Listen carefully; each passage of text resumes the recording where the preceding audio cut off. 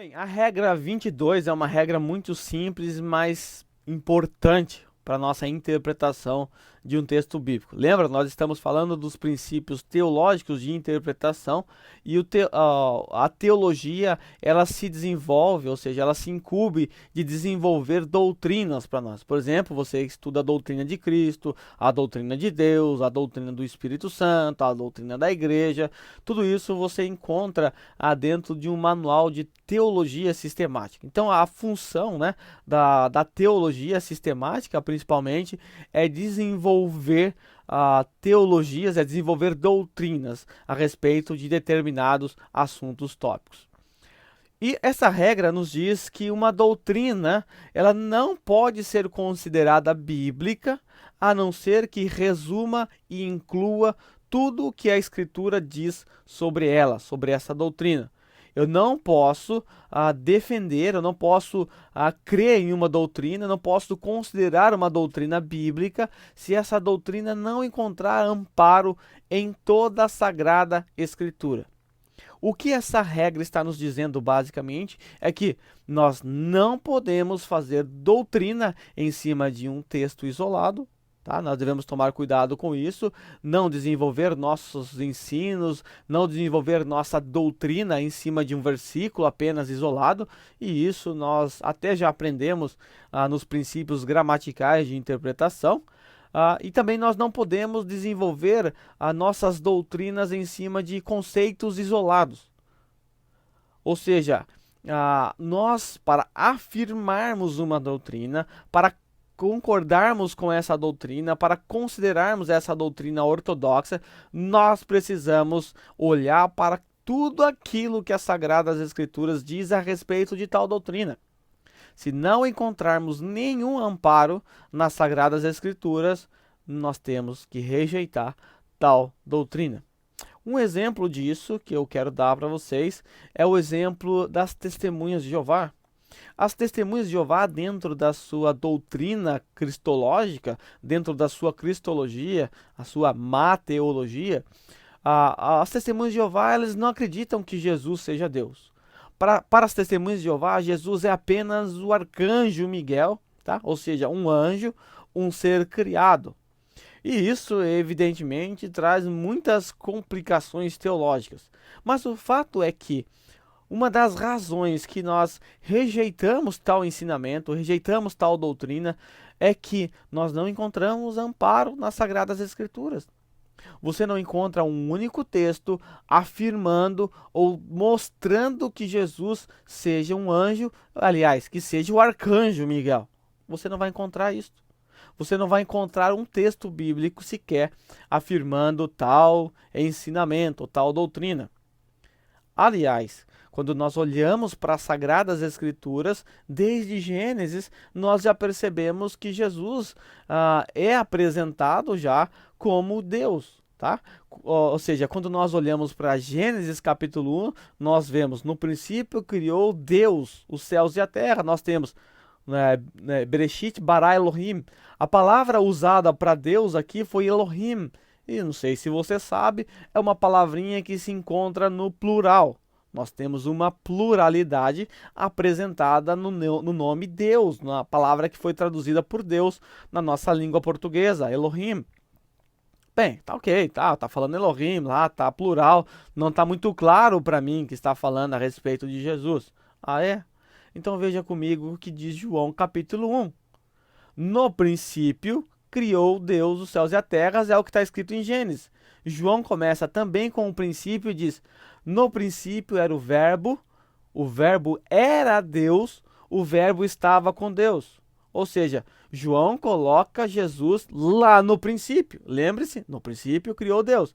Você sabe que houve um princípio e nesse princípio há um ser divino, Deus, que criou todas as coisas. Quando nós olhamos para o versículo 3 de João, o que nós vemos?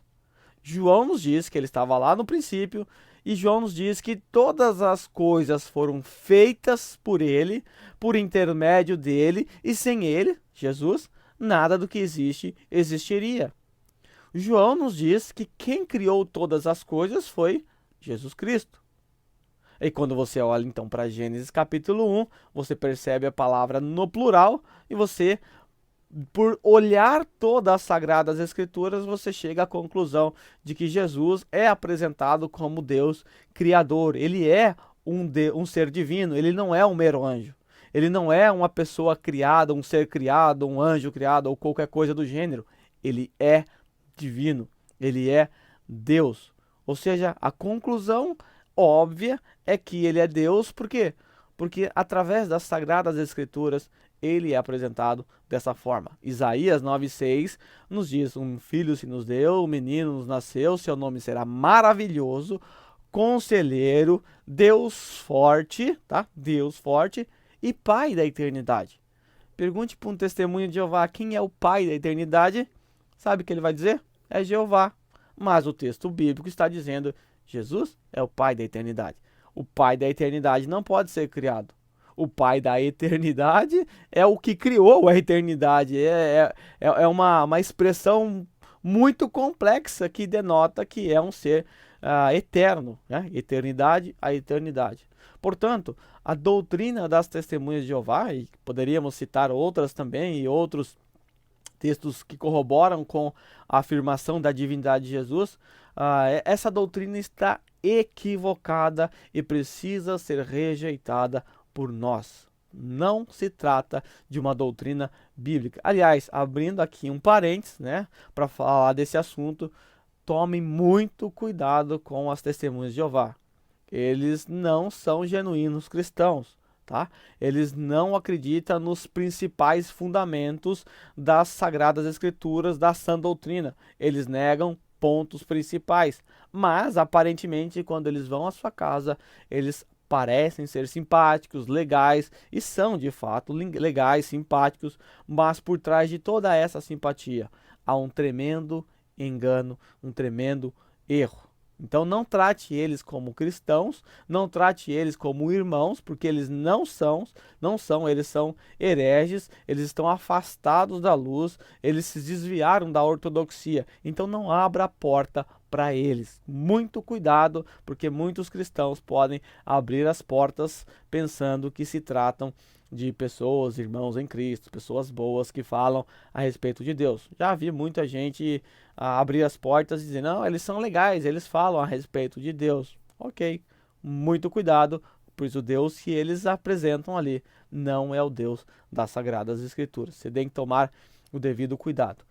Ou seja, essa regra, ela nos diz que uma ideia, um conceito, uma doutrina nunca pode ser afirmada, defendida com base em um texto isolado, um pensamento de alguém, alguma coisa do gênero, tá? Testemunho de Jeová é definida pelo que o corpo governante crê e ensina. Por isso que eles creem no que creem, não porque o resto das Sagradas Escrituras, ou seja, nenhum pedaço das Sagradas Escrituras ensine tal ideia. Então essa é a regra 22, que diz que uma doutrina não pode ser considerada, cuidado, dentro do meio evangélico. Há muitas doutrinas também que são elaboradas sem base bíblica, também você precisa tomar muito cuidado. Algumas doutrinas são feitas em cima de Atos dos Apóstolos, né?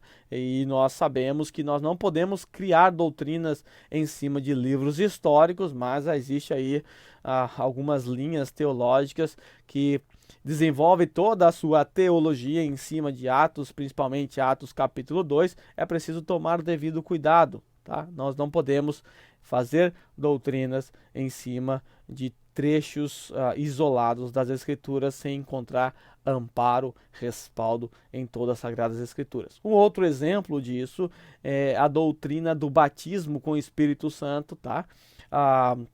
Alguns defendem que o batismo com o Espírito Santo é uma segunda bênção ou coisa do gênero. Essa doutrina está equivocada. E alguns chegam até a afirmar que essa segunda bênção é evidenciada pelo dom de línguas. Não vou nem entrar na questão do dom de línguas, porque eu já tenho dois vídeos falando sobre isso aí, mais de 1h30 falando sobre o assunto. Mas eles acreditam que o batismo com o Espírito Santo é uma segunda bênção após a conversão, e essa segunda bênção é evidenciada por um falar em línguas, aí, alguma coisa meio estranha que também não há base bíblica para o tal do Labachuras. Isso está equivocado. Se você ler a carta que o apóstolo Paulo escreveu à igreja de Corinto, que estava em evidência o dom de línguas ali, ele vai nos dizer no começo da sua carta que todos foram batizados com o Espírito Santo. Mas lá na frente, por volta do capítulo 12, no desenvolver do capítulo 12 ao capítulo 14, Paulo vai dizer que nem todos falam em línguas, ou seja, Paulo não fez nenhuma conexão entre o falar em línguas e essa suposta experiência. É claro que o batismo com o Espírito Santo diz respeito à salvação. Todo salvo, todo crente, ele é batizado com o Espírito Santo, ele é selado com o Espírito Santo. Isso é evidente olhando a carta que o apóstolo Paulo escreveu à igreja que está em Corinto. Então nós devemos tomar cuidado, né? Muito cuidado ao fazermos doutrinas em cima de livros isolados, livros que não podem ser feito doutrina, como Atos dos Apóstolos, em cima de pensamentos, tá? Nós devemos considerar o todo. Lendo o apóstolo Paulo, que desenvolveu melhor esse assunto, ali fica claro para nós que todo cristão ele é batizado com o Espírito Santo e que falar em línguas não tem nada a ver com batismo com Espírito Santo, ok? Esta é a regra 22 e ela diz que uma doutrina não pode ser considerada bíblica a não ser que resuma e inclua tudo que a Escritura diz sobre ela, tá ok? Regra 22.